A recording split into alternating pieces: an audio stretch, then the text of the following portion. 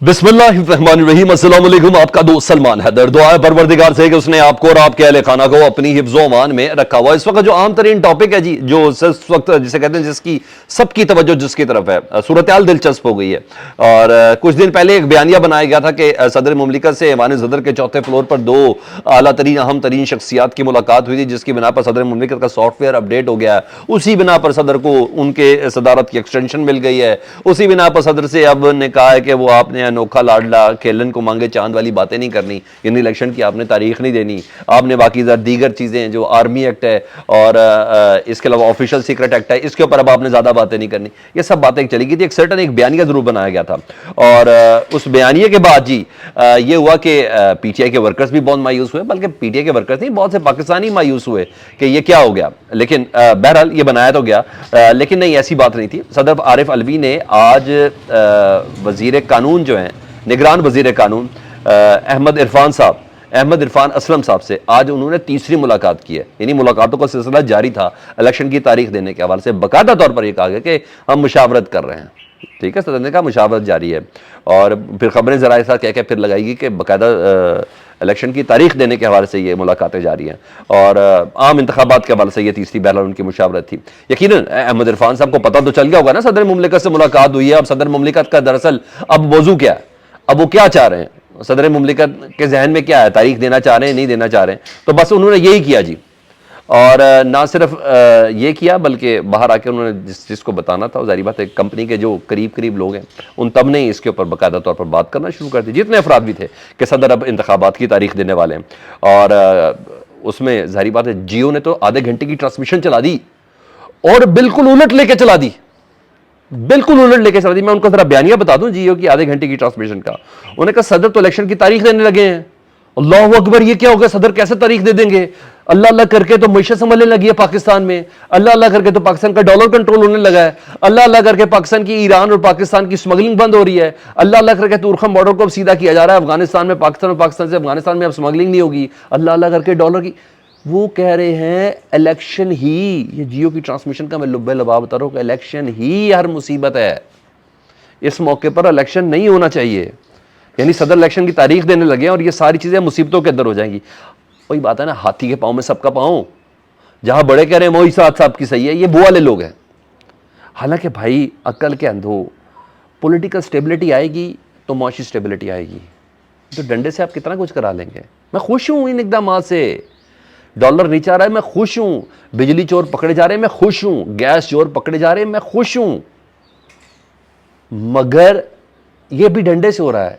एक certain policy required है और वो डेफिनेटली पॉलिटिकल स्टेबिलिटी के साथ ही आएगी। लेकिन बहरहाल सदर मुल्क को बाकायदा पूरा मुलजिम बाकायदा तौर पर उनको कहा जा रहा है कि वो मुआशी हमला कर रहे हैं। सदर मुमलिकत की इलेक्शन की तारीख एक मुआशी हमला कंसीडर करवाने की कोशिश की जा रही है और इस वक्त ये तमाम हलचल मची हुई है और सूरत हाल डेफिनेटली तब्दील होने वाली है। हमेशा की तरह मेरा वो एक है जुमला कि जो भी करेंगे इदारे करेंगे, तो यहाँ भी इदारे भी जाना है, मामला सुप्रीम कोर्ट में जाना है, अदालतों के अंदर जाना है। अता बंदयाल साहब तो अब 3-4 दिन है, शायद उनके पास ना हो, लेकिन काजी फायद ईसा साहब इसके साथ निपटेंगे और जिस तरीके से निपटेंगे तो बहरहाल हम जो 17-18 महीने से जिस क्राइसिस के अंदर पड़ गए ना, उस क्राइसिस में एक और ये इजाफा हो गया और कुछ नहीं, अगर ये अदालतों के अंदर सारी चीज़ें चली जाएंगी। ठीक है जी, जहाँ ये चीज़ है ताकतवर समझते हैं कि ताकत के साथ ही सब कुछ किया जा सकता है और अब तक मुझे ऐसा लग रहा है, मुझे भी ऐसा लग रहा है कि ताकत के साथ ही सब कुछ किया जा रहा है। नहीं तो गिलगित बल्तिस्तान का इलेक्शन अनाउंस हो चुका था। उधर इस्तीफ़ों का सिलसिला भी जारी है। अब कुछ लोग ऐसे भी तो होते हैं ना जो अपने ज़मीर की आवाज़ पे भी चल रहे होते हैं, वो ऐसे भी लोग होते हैं जो ताकत के आगे सरेंडर नहीं करना चाहते हैं, ऐसे लोग होते हैं जी। नैब से एक और इस्तीफ़ा है, पहले आफ्ताब सुल्तान साहब का आया, उन्होंने तो सीधा खुल्लम खुला बता दिया ना मेरे साथ कुछ ऐसा भी बस पीटीआई के हवाले से करवाना चाहते हैं जो मैं नहीं कर सकता। सॉरी, मैंने नहीं करना, मैं नहीं कर सकता। मैं वो वाले मामलात करप्शन के खोल दूँ जो है ही नहीं। मुझे उस तरीके से बाकायदा तौर पर इंक्वायरी की मुझे दबाव मेरे ऊपर डाला जा रहा है, वो दबाव को मैं नहीं कर सकता। आफ्ताब सुल्तान साहब चेयरमैन नैब ने, उन्होंने इस्तीफ़ा दिया। उसके बाद कल प्रोसिक्यूटर जनरल, ठीक है जी, उन्होंने इस्तीफ़ा दिया। आज डिप्टी चेयरमैन नैब, उन्होंने भी इस्तीफ़ा दे दिया जी। और जाहिर शाह साहब, उनका इस्तीफ़ा है और उन्होंने कहा ज़ाती वजूहात की बिना पर जो खबरें चल रही हैं मार्केट में, मैं वो बताता हूँ। खबरें ये चल रही हैं कि बाज़ करप्शन के केसेस थे जिसमें इख्तलाफात की बिना पर वाइस चेयरमैन यानी डिप्टी चेयरमैन ज़ाहिर शाह साहब ने इस्तीफ़ा दिया। उन्होंने कहा भाई मैं इस दबाव के साथ मैं इसको जारी नहीं रखना चाहता। और ये भी कहा जा रहा है कि कोई भी अफसर इस वक्त ना इमरान खान के खिलाफ तोशाखाना केस हो, अलकादिर ट्रस्ट केस हो या बुशरा बीवी वाले केसेस हो, सारी बातें हैं सारे 2 नंबरी, तो जानबूझ के इसका वजन नहीं बर्दाश्त करता। बाद में क्रिटिक्स भी तो है, बाद में जाना भी तो है सामने, तो इस बिना के ऊपर ना वो ज़रा ये बाय बाय कर रहे हैं। दूसरी तरफ ये भी कहा जा रहा है कि ज़ाहिर शाह साहब पीपल्स पार्टी के बहुत करीब थे, या आसिफ अली जरदारी साहब के बहुत ज़्यादा करीब थे, और इसलिए उनको कहा गया कि आपने इस्तीफ़ा दे देना। तो ये सारी खबरें तो इस वक्त चल रही हैं। बहरहाल 3 नैब के टॉपर्स, चेयरमैन नैब, प्रोसिक्यूटर जनरल और वाइस चेयरमैन नैब, उन तीनों ने इस्तीफ़ा दे दिया। और यहाँ तक भी कहा जा रहा है कि अब कोई रिटायर्ड फौजी अफसर इस पोजीशन के ऊपर आएंगे, वल्लाह आलम कि वो भी पता चल जाएगा, लेकिन बहरहाल ये इस वक्त की पोजीशन है। दूसरा, इमरान खान साहब की ज़मानत पर वही हुआ जी, क्योंकि अब तो मज़ीद इस पर देर नहीं की जा सकती, तो कोई टेक्निकल तरीका चाहिए था, तो जज साहब ने अब एतराज़ तमाम दूर कर दिए थे। तो अब एक एतराज़ और लगाया जज साहब ने, बल्कि प्रोसिक्यूटर ने लगाया, FIA ने एतराज़ लगाया कि इमरान खान साहब के जो शरीक के जुर्म मुलजिम है ना, इसका मैं दोपहर में आपको बताया भी था, शाह महमूद कुरैशी, असद उमर हो गए, उनकी तरफ से ना अभी कोई एफिडेविट नहीं आया, कोई टेक्निकल एतराज़ लगाया।